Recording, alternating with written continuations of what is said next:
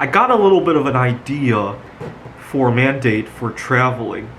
So, intermittent fasting has long been shown to be very good for our immune systems. And it got me thinking, why don't we require people to go on a fast before we can travel? So I live in Seattle, Washington, and I used to travel extensively to Taiwan. I had family there. I sometimes had a conference there. Sometimes the conference would be held in Europe, right? So you would go to the airport at least 3 hours before the boarding time. You go through security.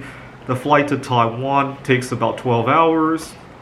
And then you got to take a bus to wherever you're going, right? And it got me thinking, why don't we restrict people from bringing food onto the plane? That would give everybody a mandatory 15-hour fast, right? We could stop serving food in the airport, which is a good idea anyway, because you don't want people taking off their mask in the airport, right?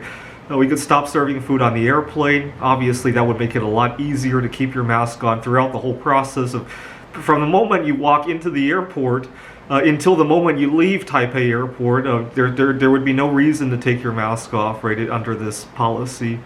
And if you think about it, this policy is a lot easier to enforce than the other mandate, right? With the other mandate, where we have a lot of people who are faking documentation, and with this one, you'd have to actually smuggle something, right?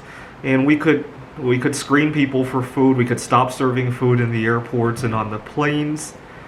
And if I had to choose between this requirement and the one that we're actually doing, I'd actually choose this one, believe it or not. Just because I think fasting has a lot of benefits, and it's easier to implement, and obviously it will help people keep their mask on anyway, right?